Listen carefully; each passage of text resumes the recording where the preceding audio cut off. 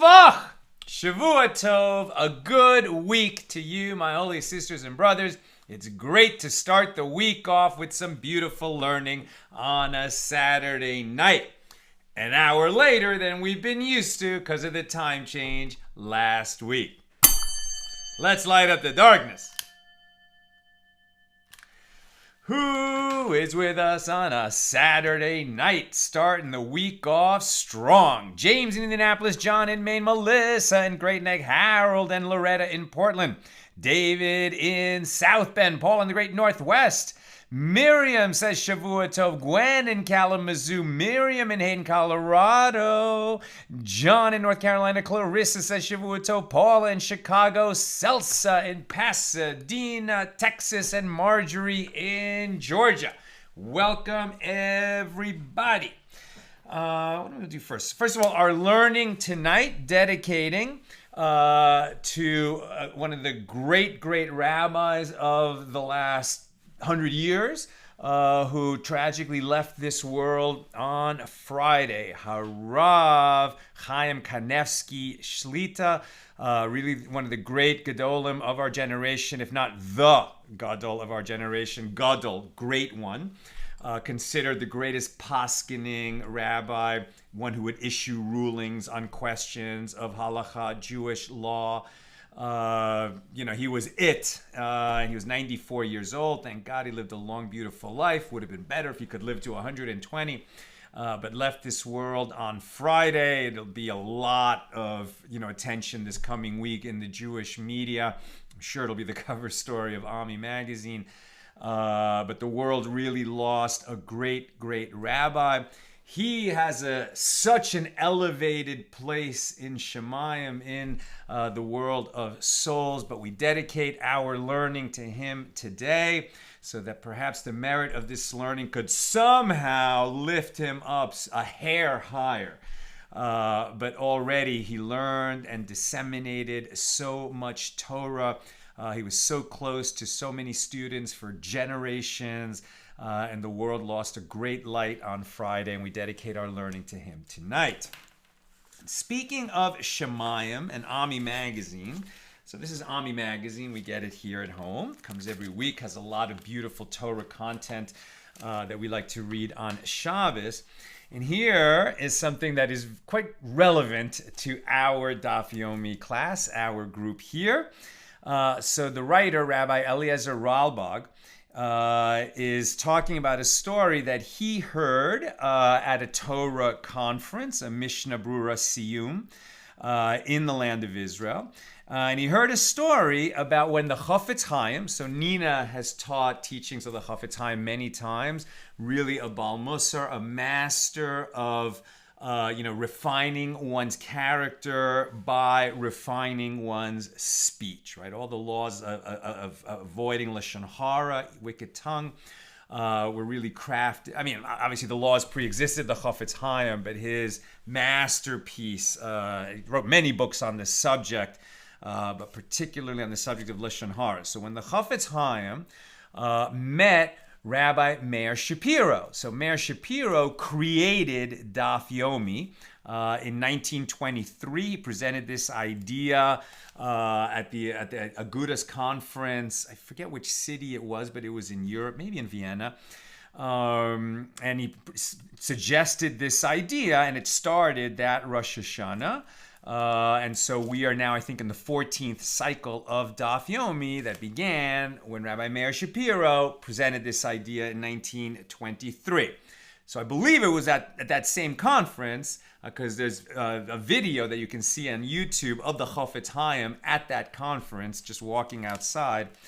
But at any rate, it says that when the Chafetz Chaim met Rav Meir Shapiro, and he gave the young Rav Shapiro great kavod, meaning he honored him, he gave him great respect, and told him that in Shemayim, in heaven, after 120 years, one is not greeted with Bruchim Habaim Reb Ploni, welcome, right? Baruch haba is the way we say welcome. Blessed is the one who comes, but basically means welcome. And Reb Ploni is a way of like a generic, Mr. Smith, right? So instead of, when you get to the world of souls, instead of saying welcome Mr. Smith or Mrs. Jones, what do they say? They say, Shalom Aleichem, Maseches Yevamos, right? Shalom Aleichem, peace unto you, Maseches Yevamos, meaning tractate Yevamos. Now here they're just using an example of our tractate, Yevamos, but what they're saying is peace unto you, and then the names of the books that you have studied of Jewish law and learning and the oral tradition, the Torah Shel Peh, the oral tradition, scripture, meaning all the books that you've studied and learned and that you worked hard to learn, like we're working hard here in Daf Yomi. This is what you're named, or what you're called by when you arrive in the world of souls, as one's essence is the Torah he acquired. When one completes a masechta, a tractate, it is a kinyan. It's an acquisition, right? When you complete a tractate, you acquire that tractate. It becomes a part of you. And the Chafetz Chaim went on to describe how in Shemayim each person is given a chair inscribed with the names of the masechtos, of the tractates that he learned. Because of you, Rav Meir Shapiro, the founder of Daf Yomi, the names of the overlooked masechtos, the overlooked tractates that weren't learned by the masses, are now being written on many chairs in Shemayim, right? So before there was Daf Yomi, there was sort of the typical tractates, Brachas, Shabbos, Sanhedrin, Bava Basra, Bava Kama, that were always studied in yeshivas, but not so many people were learning Yevamos like we are. But now that there's a program where you're going to learn all the tractates, so now when we get to heaven, there's a chair waiting for us with the names of all the tractates and other books of Torah that we've learned. So Baruch Hashem, and thank you, Rav Meir Shapiro, for creating this program that you and I are continuing. Thank you, the Chafetz Chaim, for honoring Rav Meir Shapiro and giving us that beautiful teaching. All right, let's get into it. On Friday, I asked people to give some feedback. Should we continue doing the whole daf, the whole page every day, even though it includes a lot of content that is difficult or challenging? Or should we go back to the way it started when I started teaching this 2 years ago? Maybe we should just do the highlights. People said, go for it, Sal. Go for it. We enjoy learning the whole page, even though it's difficult. But at least we can follow the logic better. It's a bigger, investment of time and energy. People were very nice. They're like, as long as it fits into your life, Sal, and you can keep it going. It'll be especially difficult, God willing, later in the year when we go into production on the film that we're planning. But for now, thank God we have the time. And so, I'm not saying we're always going to do the full page, but the default plan will be to do the whole page. Okay, we picked this up near the bottom of 10b. We're continuing our discussion of Mishna number 1 here in chapter 1 of Tractate Yevamos, the 15 women who, because they have an additional relationship with their brother-in-law, that they're his daughter or somehow otherwise related to him. So when the husband dies childless and she becomes the Yevama, the widow of a man who died childless, the brother-in-law is the Yavam. So she's prohibited to marry him because of this other relationship other than a brother's wife. And she's prohibited if the one who died had 2 wives, so they were co-wives, the co-wife is exempted also. We've been studying so many nuances of this list. Rabbi Yochanan raised an objection to the opinion of Reish Lakish from a Baraisa. What is the Baraisa? This is a teaching contemporary, compiled at the same time as the Mishnah. In the case of one who performs chalitzah, the alternative to yibum, levirate marriage, the brother steps in and marries his sister-in-law, who was his widow, the widow of the dead man. Either they marry, yibum, or they perform chalitzah, the ceremony which releases them from the obligation of yibum. In the case of one who performs chalitzah with his yevama and went back and betrothed her and then died, she requires chalitzah from one of the brothers. Let's unpack that a little bit. So in the case of one who performs chalitzah with his Yevamos, so the surviving brother and the widow chose not to marry each other, but rather to do the chalitzah ceremony. But then they decided after that they would marry. Now, it's too late. Once they perform chalitzah, they're released from the obligation of yibum. So she reverts to simply being the widow of his brother. Now, if his brother had children and then he died, the widow would be forever prohibited to the surviving brother because you cannot marry your brother's wife, even if your brother dies. Only in the yibum situation does the Torah override that restriction in order to build up your brother's house, that he should have children even though he died without having children. But if you choose chalitzah instead, then yibum goes away and now you're prohibited from marrying her. But let's say they married anyway. So they violated that prohibition. And the question we're going to be exploring here is, if you violate that prohibition and you marry your Yevama, who's no longer your Yevama because you performed chalitzah, is that marriage a real marriage? Similar question, can a brother and sister get married? No, it's prohibited in the Torah. You can't marry your sister. But if you do it anyway, then what is that marriage? Does it have any substance or not? Or is it so illicit that it never took hold? There never was a marriage. You might think you're married. You might call yourself married. You weren't married. So they're saying here in the Baraisa that they performed chalitzah, then they became betrothed.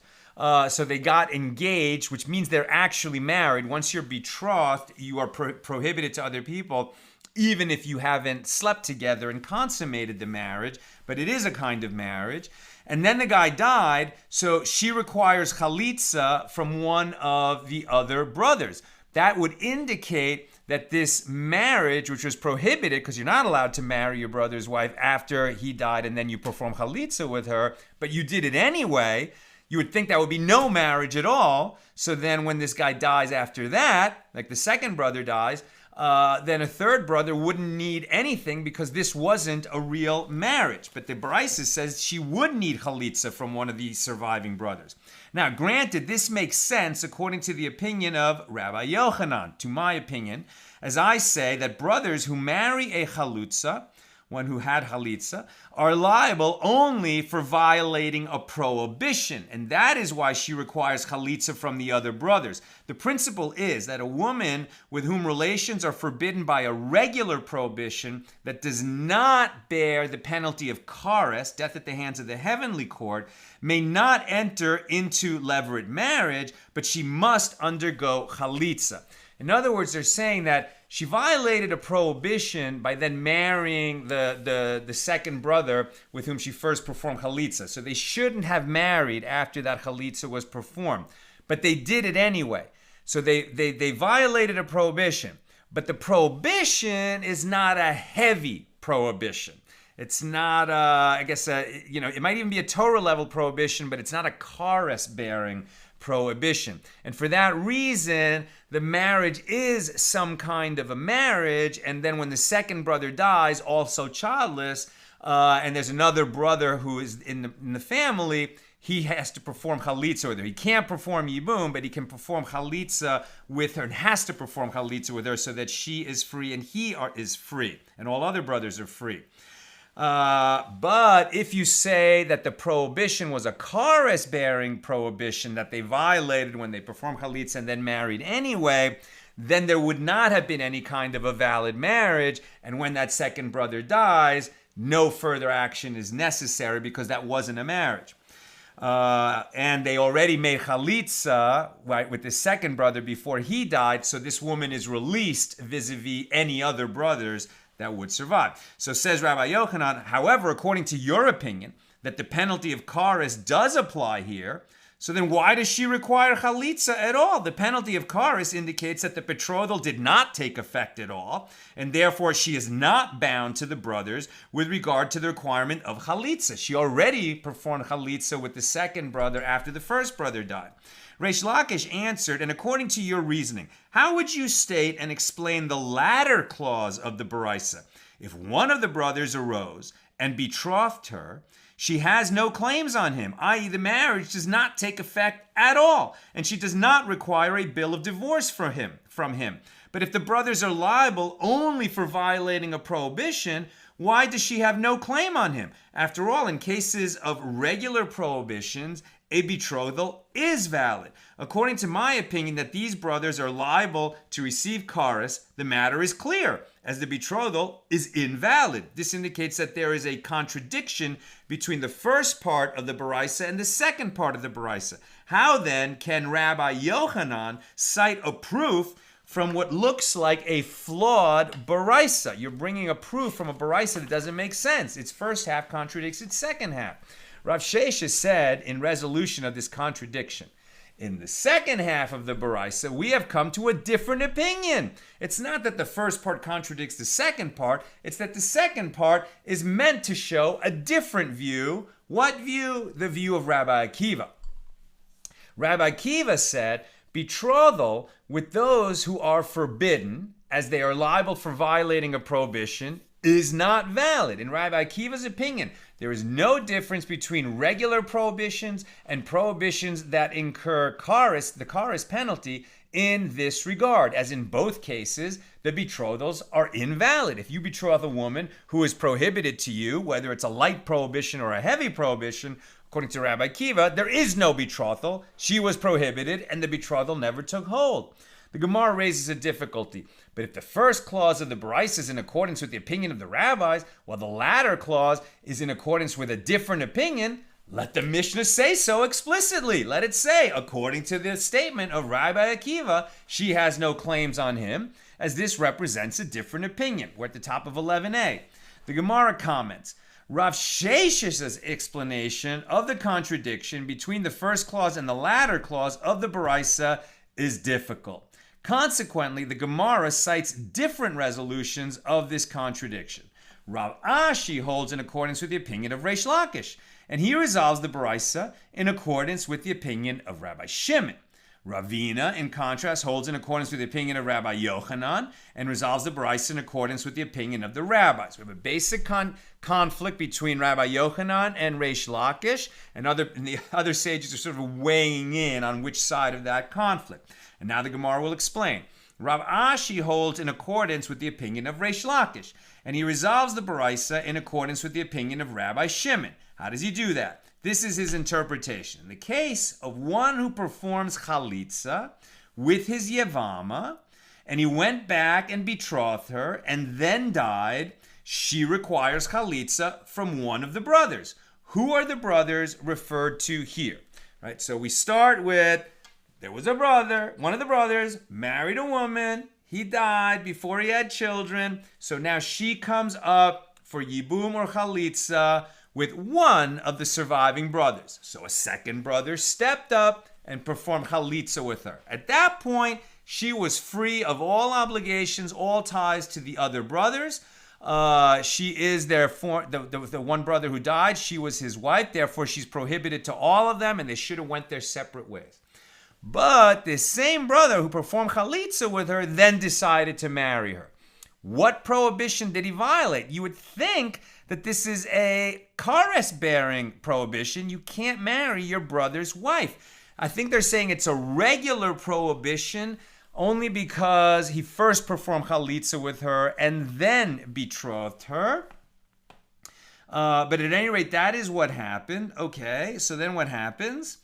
So who are the brothers referred to here? Rav Ashi explains. The way we understand this Baraisa is that the third, fourth, fifth brothers that we're talking about, because the second brother performed chalitzah with her, and then he betrothed her, and then he died. So two brothers have died. One was married to her, one was betrothed to her after performing chalitzah with her. Who are these other brothers? They're actually born later. okay, from the same parents, but born later. Rav Ashi explains that they are the newborn brothers, i.e. those who were born only after the second brother betrothed her. Consequently, this woman was the wife of the first brother who died, and he died before these brothers were even born. So they never coexisted with him. As we learned in our Mishna, there's no yibum obligation on a brother who wasn't even alive when his older brother died. Okay? She was the wife of the first deceased brother before they were born. After their birth, she was already the wife of a living brother, the second brother. Therefore, the prohibition of a wife of a brother with whom he did not coexist never applied. It doesn't matter that they were born after the first brother died. She was betrothed to the second brother while they were alive. So they do have a yibum obligation, and therefore she requires chalitzah. They can't marry her, but they perform chalitzah.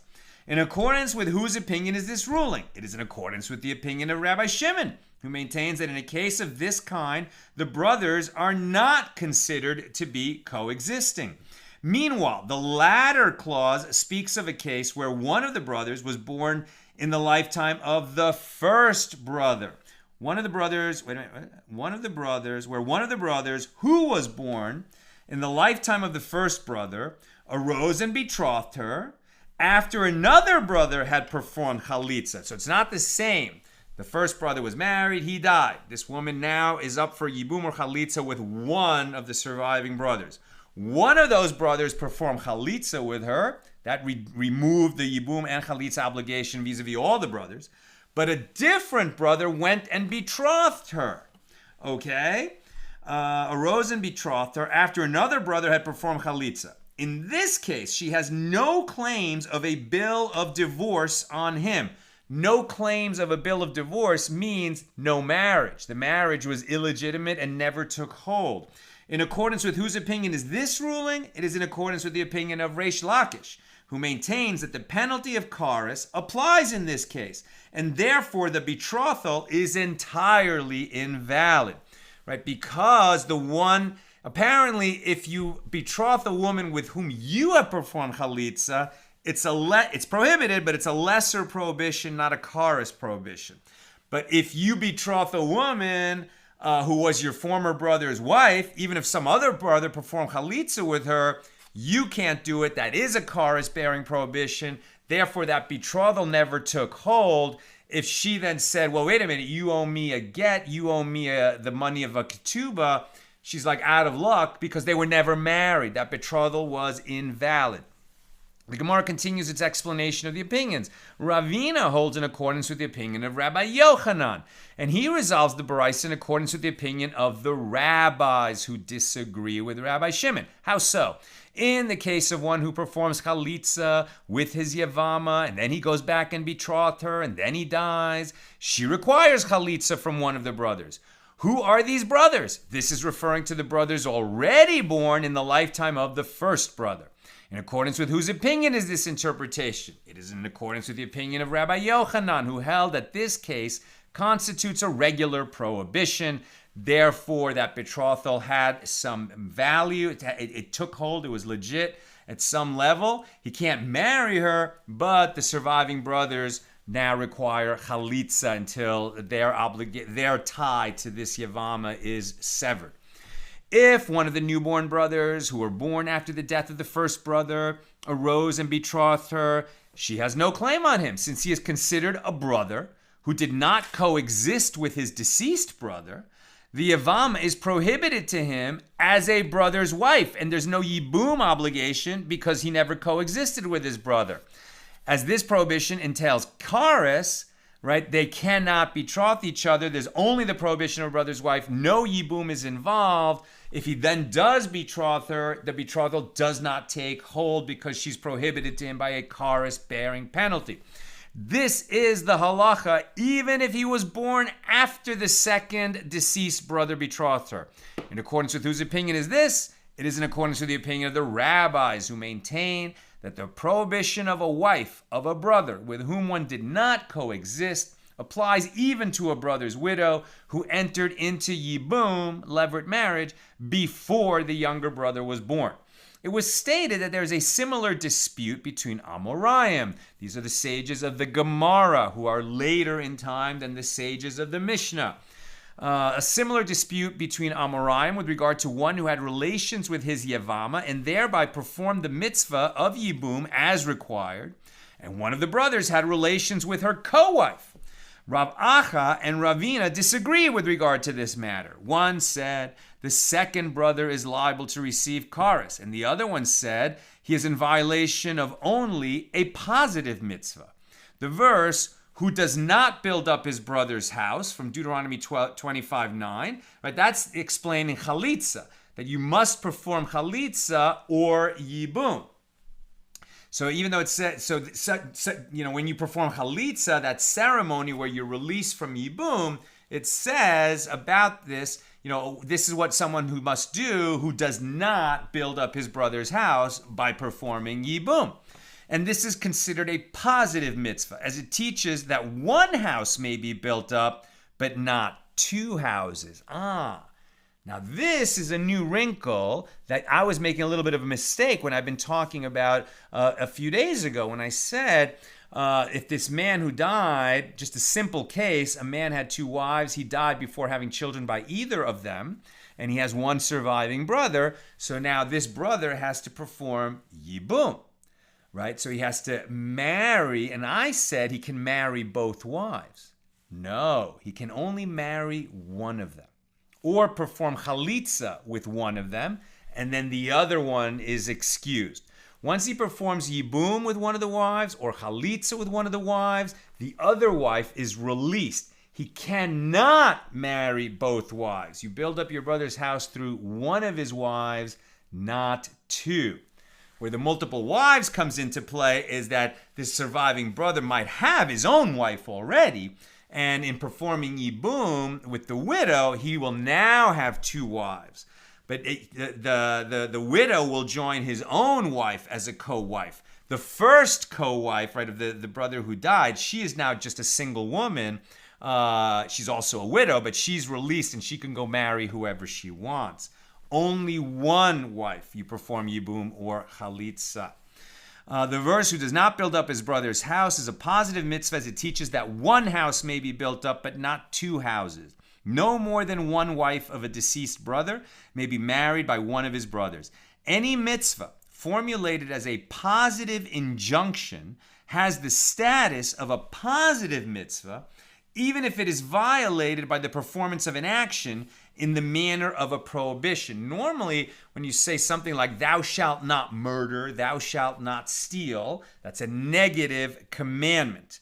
And so if you violate that, you have violated a negative commandment called a prohibition. But one who shall not build up his brother's house, it's actually like describing somebody who decides not to perform yibum, but it's interpreted as you may only build up one house, not two. And so it sounds like it's a prohibition, but it's not. It's a positive injunction. The Gemara explains, the one who said that he is liable to receive kares, death at the hands of the heavenly court, holds in accordance with the opinion of Reish Lakish, who maintains that after the mitzvah is performed with one Yevama, one widow in the set of two co-wives, after the mitzvah is performed with one Yevama, who required yibum, the prohibition of a brother's wife is once again fully applicable to her rival wife. And the one who said that he is in violation of only a positive mitzvah holds in accordance with the opinion of Rabbi Yochanan.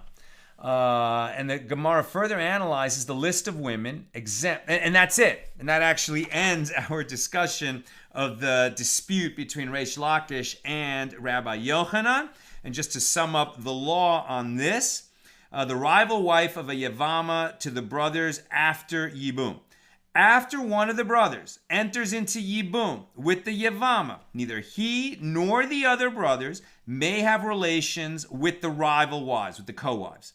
If he or one of the other brothers has relations with a rival wife, they have violated a positive mitzvah. And the halacha is in accordance with the opinion of Ravina, following the principle that in his disputes with Rav Acha, the law is in accordance with the more lenient position. And this is certainly the case here, as Ravina accepts the opinion of Rabbi Yochanan, meaning that you have not violated a kares-bearing penalty, but rather a lesser prohibition, or in this case, violated a positive commandment. Now, we're going back to our Mishnah and looking at a different aspect of the list of women who exempt their co-wives when they come up for yibum. So Rav Yehuda said that Rav said, the co-wife of a sota is forbidden. Now in this context, sota refers to an unfaithful wife. If the husband died, the unfaithful wife and her co-wife are exempt from both chalitzah and levirate marriage. Okay, and yibum. So now, interesting case. We got a whole new set of circumstances here. So there was a man, he was married, he had 2 wives. That was permitted in the ancient world. He didn't have children. One of his wives cheated on him, and it's proven that she cheated on him. That means that they have to divorce. But before they divorced, he died. Does the brother who steps up now for yibum have to perform yibum or chalitzah with one of these 2 co-wives? Presumably the one who did not cheat on his brother. He wouldn't, I don't think he's going to be very interested in marrying the woman that cheated on his brother before his brother died. But interestingly, since she's a proven unfaithful wife, a proven adulteress, yibum does not apply to her nor chalitzah, and therefore it doesn't apply to her co-wife either. Both wives are released from all obligation and tie to the surviving brother. Therefore, there's simply the prohibition, and there is no yibum or chalitzah. Therefore, there's simply the wives of his former brother, and they're prohibited to the surviving brother. What is the reason for this? That a sota, a proven adulteress, is not subject to or does not qualify for yibum or chalitzah, and therefore exempts her co-wife as well. Why? The term defilement is written in that passage dealing with an unfaithful wife. Numbers 5:13, she being defiled secretly. Just as defilement is written with regard to those with whom relations are forbidden in the verse, defile not yourselves in any of these things, for in all these the nations are defiled, which I cast out from before you. So this is discussing the idea that the nations that occupied the Holy Land before the Jews came along and entered the Promised Land at the arrangement and invitation of the Holy One, blessed be He, is that they were practicing these forbidden relationships, right? That men were marrying women and their mothers, women and their sisters, their own sisters, all kinds of incest was going on. It's an abomination. God doesn't like it, including they were committing adultery, going to orgies, etc. There was a much greater amount of licentiousness going on, and the Torah comes along and says, no, this is all prohibited, and the Jews will not engage in this. And in describing people who would engage in these prohibited relationships, it says that these people are defiled and the nation is defiled. And since the word defile is being used both for these prohibited relationships and the unfaithful wife, the sages are going to make a link. This teaches that the law of an unfaithful wife is like that of a woman with whom relations are forbidden. Therefore, both she and her rival wife are exempt from yibum and chalitzah. I'll also mention, by the way, beautiful teaching that I read over Shabbos from Rabbi Abraham Twersky, who we lost during the last 2 years in COVID. And, he lived a very long, beautiful life. Such an accomplished rabbi and medical doctor, psychiatrist specializing in addiction. And one thing that he said was that what is idolatry really? It's not like the Jews in the desert or the Jews in Egypt who sank to the lowest levels and were participating in the idolatry of the Egyptians who worship many different kinds of gods. But one of the big totems of the Egyptians was the sheep. And so when we slaughter the Pesach, now we're already starting to look forward to Passover, now that we're through Purim, right? So when the temple was standing, we brought the Pesach, right? The Paschal lamb or the Paschal goat, but especially it was a lamb that was slaughtered in Egypt. And that was a huge thing to do in Egypt, right? It's saying your gods are false gods. Our God is the real God. And your gods, like your head god is represented by this sheep. Yeah, we're going to slaughter that to commemorate our freedom from slavery and leaving Egypt, and we're going to do it every year. It was a big, big statement to slaughter a sheep in Egypt. And so what Rabbi Tursky was saying is, did the Jews in Egypt really think that there was some sheep god, who was watching over them? No. It's really more of a system of thought that might be symbolized by a particular idol or people who worship the stars or the moon or a tree or whatever. But it was really a system of thought that gave people license to engage in behaviors that they really knew deep down were wrong, right? Engaging in temple orgies, not our holy temple, God forbid, but, cultic temples, and in the ancient world, there were all kinds of cult prostitutes and gods that were worshipped by having, all kinds of sexual practices. And it was really a system of thought that would allow people to engage in the licentiousness that their, Yetzer Hara, their evil inclination, was craving. That's really the root of idolatry, right? And it is something that defiles the one who does it and the people and the land. And the Torah came along and said no. So Rav Chisda raised an objection to this from the case of a woman who heard that her husband had died and she remarried, only afterward to discover that he had still been alive at the time before dying later. So this was an accidental adulteress, right? She didn't mean to cheat on her husband. She was told that her husband died. Relying on that, she remarried. And then the first husband came back. A terrible situation.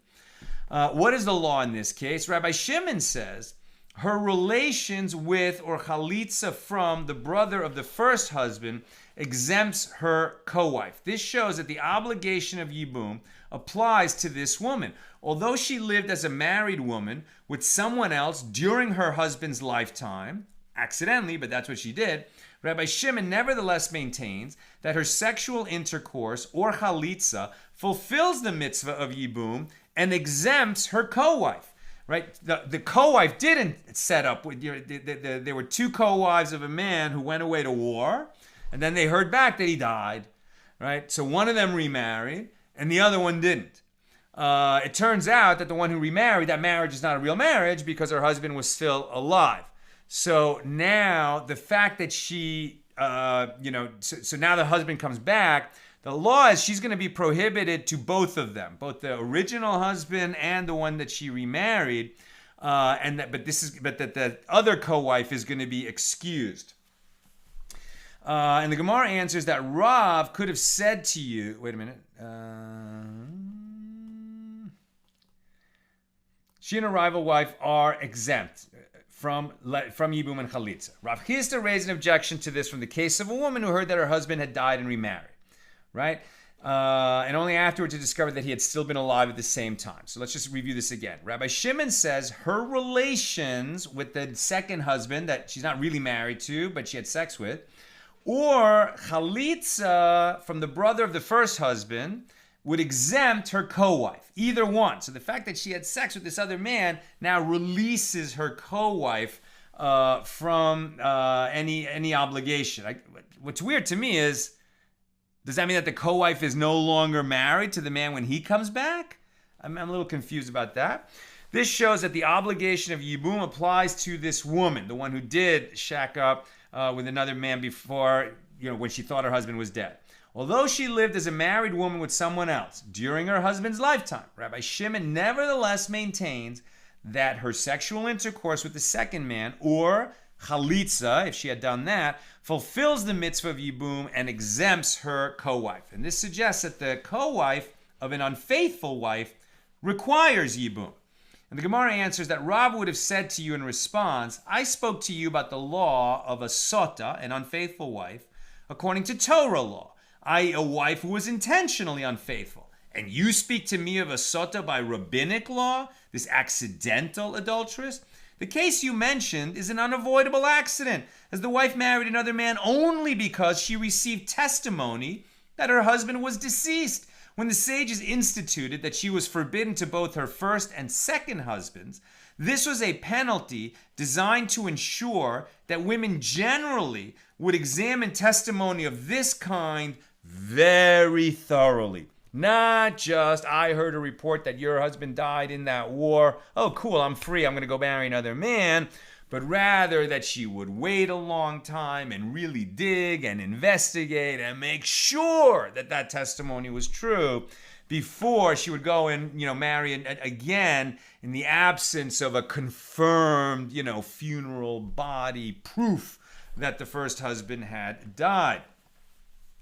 However, this is not a case of a sota, an adulteress, by Torah law, as she was not intentionally unfaithful, and therefore the mitzvah of yibum does apply to her. Since this response is overwhelmingly obvious, the Gemara asks, and he who asked it, why did he ask it? There are apparently no grounds for this comparison at all. The intentional adulteress, how can you compare her to the accidental adulteress? And the Gemara explains he held that all ordinances that the sages instituted parallel to Torah law. Consequently, if a sota, an adulteress, by Torah law is exempt from yibum and exempts her co-wife as though she were a forbidden relative, the same should apply to a sota by rabbinic law, the accidental adulteress. And Rav Ashi raised an objection to Rav's opinion from a different source. The law is that a wife who was warned by her husband not to be secluded with a specific man and yet entered alone with him in private and remained with him long enough to be defiled, i.e. sufficient time to have sexual relations, she is forbidden to her house, meaning her husband, from that moment until she undergoes the sota ritual. Now we're talking about the normal understanding of a sota. They started calling a sota a woman who's just proven that she committed adultery. But normally what we mean by a sota is a woman who had engaged in suspicious behavior, that she had been alone with some guy, and her husband was suspicious of her, and he said to her, I am suspicious of you and that man. Do not ever be secluded with him in a situation where you could have sex. And then she did it anyway, after that warning. At that point, we trigger the sota ceremony that the Torah describes. This is only valid when the temple is standing. And then the husband, the suspected adulteress, and an escort, right? What's that called? When you have like an older person with you to make sure that the kids aren't, doing something they're not supposed to be doing. What's that word? It'll come. But at any rate, the husband and the wife and some kind of escort go together to Jerusalem, and then she goes, this very, demeaning public spectacle, where, she is the suspected adulteress, and she has to drink this water that was made of water, some dirt from the floor of the temple, and the words of the passage of the sota from the Torah written on a parchment and then dissolved in the water. No poison, nothing like that. She drinks that water. If indeed she cheated, then there will be like a miracle and she'll die. But if she did not cheat, then she'll be spared. And not only will she be spared and the husband can rest assured that she never cheated on him, but in fact, she will become more fertile than she was before. And it's like the Torah providing a chaperone. Thank you, that's the word I was looking for. And the Torah provides a method for restoring the peace, the shalom bayis, the peace of the home between the husband and wife, right? Great is peace in the home, that God will even provide a miracle to restore peace to these people who were fighting and he suspected her. So that's what we normally mean by the sota. So here they're talking about that the sages instituted, they parallel to Torah law. So consequently, if a sota by Torah law is exempt from yibum, she exempts her rival wife as though she were a forbidden relative. And the same should apply to the accidental adulteress that remarried because she thought her husband was dead. And now Rav Ashi is raising an objection to this, to Rav's opinion, from a different source. He's saying the law is that a wife who was warned by her husband not to be secluded with a specific man, and yet entered alone with him in private and remained with him long enough to be defiled, enough time to have sexual relations, it becomes forbidden to her house, right? So while he leveled that accusation at her, and they're going to go down to, or up to Jerusalem to have the sota ceremony while the temple is standing. So until they've had this ceremony, they're prohibited to each other. They cannot be together. That's why the chaperone is there. And likewise, if she was the wife of a priest, she is prohibited. If her husband, who suspects her, happened to be a priest, okay, so a priest is the only kind of person who can eat consecrated food called teruma. We've talked about many times. Now there's like this schism in the marriage during this time when she's been accused of being an adulteress, and before they go through the sota ritual in the temple, they're prohibited to each other to have marital relations, and she cannot eat teruma, even though normally a priest and anyone who lives in his household, his family, and actually servants can eat teruma, but she can't because of this schism. They're not divorced, but they can't have sex, and she cannot eat teruma, as she was possibly disqualified by her unfaithfulness. And if in this condition, where she is the suspected adulteress, and they're going to Jerusalem to have that ritual, that ceremony, but before that happens, he dies. That's the issue. She's a suspected adulteress. She's a traditional sota, what we understand by the meaning of a sota, and he dies before she goes through that ritual in the temple. Then what? And if he dies, she performs chalitzah with a surviving brother, but she may not perform yibum, right? So she's not divorced, so you have to do something, but she might have been unfaithful. We're not going to have that trial anymore, but because she might have been unfaithful, yibum is off the table, so the only choice is chalitzah. The surviving brother and she perform chalitzah. We're on 11b. This indicates that the yibum bond does apply to a sota, and this contradicts Rav's statement. And the Gemara retorts that Rav could have said to you, I spoke to you about a sota whose infidelity was definite, the proven adulteress, and you speak to me of an uncertain sota. There is no proof that this wife who secluded herself with another man was actually unfaithful, and due to the uncertainty, she must still undergo chalitzah. But with respect to the proven adulteress, that bond was already broken, and that's why it's going to be a different law. The Gemara raises a difficulty. And what is different about a definite sota? Is it different because the term defilement is written with regard to her? Is that why it's different? But with regard to an uncertain sota, who was alone with a specific man for enough time to engage in relations, but we don't know if they did or didn't, but defilement is written as well. She put herself in that suspicious position. As it is taught in a Baraisa, Rabbi Yosei ben Kefar said, in the name of Rabbi Elazar, with regard to one who remarries his divorcee after she had been married to another man, an act prohibited by Torah law.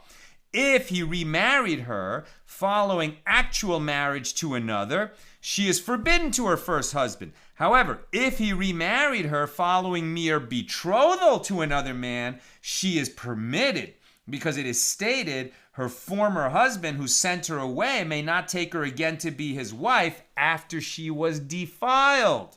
Deuteronomy 24:4. And a woman who was merely betrothed was never defiled, as no sexual relations had taken place. Very interesting. If you're married and you get divorced, can you marry again? Yes, you can. If you're married and you get divorced and then the woman goes and marries another man and they have marital relations and then they divorce, can she come back and marry the first husband? No, she cannot. That is prohibited by Torah law. Now we're learning, if they were married and they get divorced, she goes off and she gets betrothed to another man. Now, when she's betrothed, she and her fiancé are prohibited to all others, right? So they have a bond. But if they never had marital relations with each other, so then they would divorce from that betrothal bond. They would need a get for that, but she now can come back to the first husband. I think she is violating a prohibition anyway, but it's a rabbinic prohibition, which is overcome because they never had marital relations, and she can marry the first husband. We're not going to make them break up after the second time they get married together. Where am I? And the rabbis say both this one and that one, i.e. whether she had been fully married or merely betrothed to another, she's forbidden to her first husband. It was only according to that opinion that she can come back after a betrothal with no marital relations to the first husband and marry him again. But the rabbis say, once you became betrothed to a second man, even if you didn't sleep with him, you cannot go back and marry the first husband. Rather, how do I establish the phrase? So what does it mean after she was defiled? Was she defiled by the betrothal to another man? So how do we establish the phrase after she was defiled? This verse does not refer at all to the case of a woman who married another man lawfully, as she is not called defiled. Rather, it comes to include a sota, who secluded herself with another man, as she is forbidden to her husband due to the concern that she might have committed adultery. And this Baraisa shows that a sota is termed defiled despite the fact that hers is an uncertain case.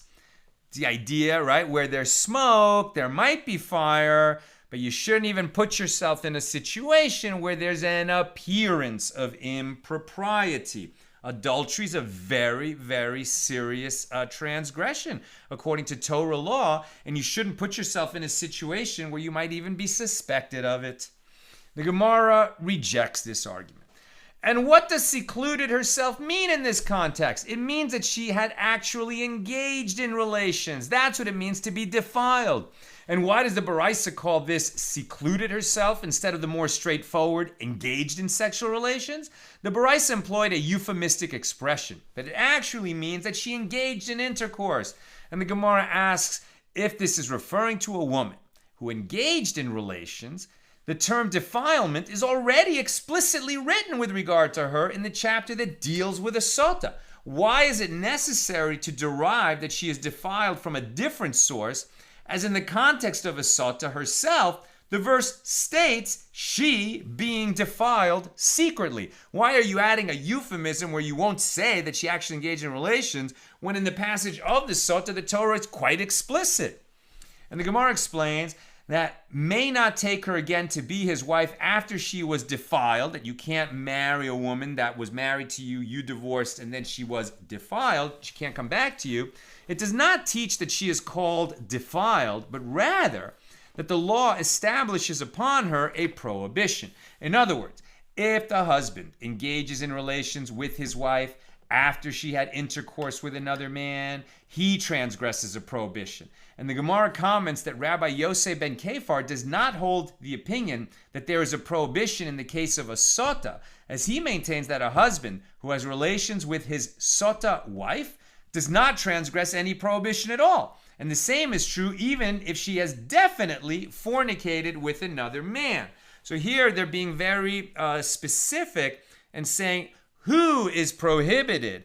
Are they both prohibited in the same way? She being the sota, or she being the one who was divorced, married another man and came back, and then they marry again or they have sex again. Who violated which prohibition? Is it the same prohibition for him as for her? Maybe not. Similar and a little bit analogous to the idea that a man is obligated to be fruitful and multiply, meaning a man is obligated to have children. According to Beis Hillel, it's enough if he has 2 kids, even if it's a boy and a girl, or 2 girls, or a boy and a boy. According to Beis Shammai, he needs to have 2 boys. We follow Beis Hillel, so a man has not fulfilled his obligation to be fruitful and multiply until he has fathered 2 children.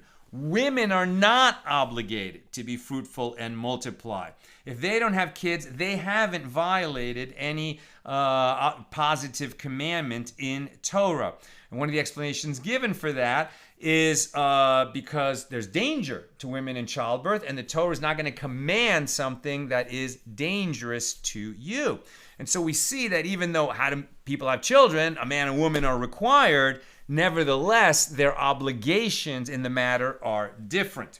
What is the rationale of Rabbi Yosef ben Kefar? In his opinion, after she was defiled, quote, after she was defiled, does not refer to a sota, but to a woman who had been legally divorced from her first husband and subsequently married another man. This is indicated by the fact that both becoming, i.e. betrothal, and matrimony are written in this context. Becomes another man's wife, or if the latter husband died, who took her to be his wife. Here it is clear that the reference is to halachically valid marriage, whereas a sota had never been another man's wife, as she cannot marry another man while she is still married. The cases might have interesting parallels, but you can't really compare a woman who is married and just slept with another man committing adultery versus a woman who was married to a man, they divorced, she went and married another man, they divorced, and then she comes back to the first husband. Different laws apply. Now, the Gemara discusses a similar case. Rav Yehuda raised a dilemma before Rav Sheshes. In the case of one who remarries his divorcee after she had married another, and then he dies, childless. What is the law with regard to the yibum of her co-wife? Right? So he wasn't supposed to marry a woman that he was once married to, divorced, she married another man, they divorced, she came back to him, and they married again. That was an illegal marriage. They weren't supposed to do that. But they did it, right? And she joined him when he remarried her. He also had a different wife, right? So that's the co-wife. This man has two wives. One of them, he was married, divorced, went away, married another man, came back, and he married her again. And all this other time, he has a second wife, all right? So what happens now when he dies and he never had children in all of this? According to the opinion of Rabbi Yosef ben Kefar, do not raise the dilemma, since Rabbi Yosef ben Kefar said that it is with regard to one who remarries his divorcee that defilement is written, and therefore the status of her co-wife is the same as hers, no yibum, no chalitzah. And if one would claim that the dilemma does in fact arise because it is written, this is an abomination, Deuteronomy 24:4, and the emphasis on, that is an abomination, and the emphasis on that serves to limit the range of the prohibition and teaches that this law applies only to her and not her co-wife, still the accepted interpretation of this verse is as follows. She is an abomination, but her children are not abominations. In other words, if he transgressed the prohibition and remarried this woman, who was his wife, divorced, married another man, divorced, came back to him, they're not supposed to marry, but if they do, this marriage is an abomination, but the children, I think, are not abominations. Therefore, they're probably not mamzerim. In other words, if he transgressed the prohibition and he remarried this woman, their children are not disqualified from marrying priests. If so, the term that does not come to exclude her co-wife from the law, and therefore her co-wife is an abomination for the purposes of yibum, just like the wife herself, and she too is exempt, right? So according to this reading, the man, marries his divorcee.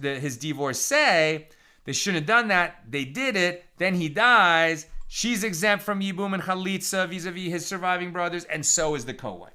Rather, let the dilemma be raised according to the opinion of the rabbis. Although the rabbis said that it was with regard to a sota that defilement is written, perhaps here they applied the principle that a verse does not depart from its literal meaning. In other words, notwithstanding the fact that the rabbis derive from here a halachic ruling concerning a sota, the straightforward meaning of the verse should be entirely disregarded. Accordingly, as the context here is remarriage to one's divorced wife, this verse would teach that hers is a case of defilement. This is a really long daf. Just looking ahead to tomorrow's, which is maybe a little bit shorter.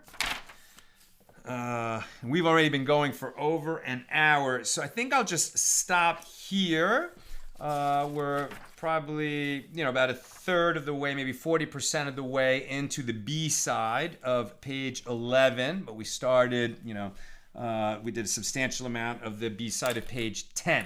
So we'll just stop there, and we'll try to keep it moving tomorrow at the regular time, 6 p.m. Pacific, our Sunday time. Okay, let me see if there are any questions or comments.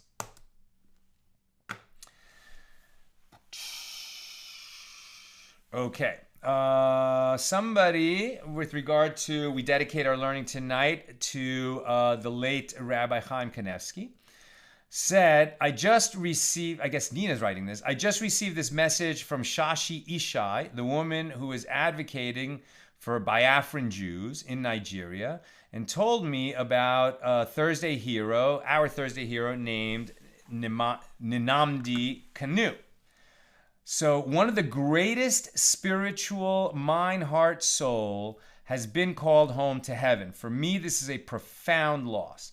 When Rav Chaim Kanevsky saw videos of the Biafran Jews, so these are Jews in Nigeria who are trying to get to Israel, practicing every single ritual and practice of Orthodox Judaism, he proclaimed, yes, they are indeed Jews, the children of Gad. All they need is one mass halakhic conversion to dispel all doubt and skepticism against their rightful claim.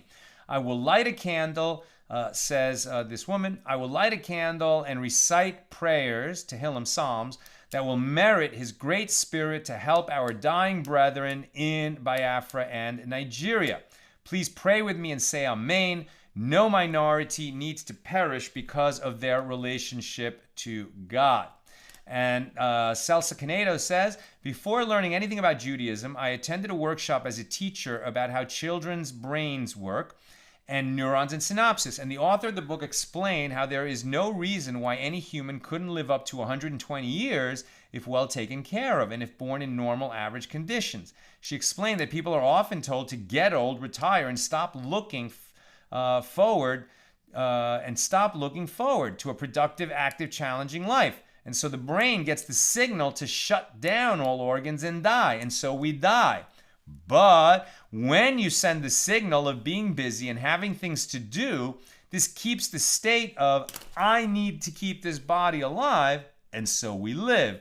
And since then, I say to myself, till 120, unless the Lord calls me otherwise.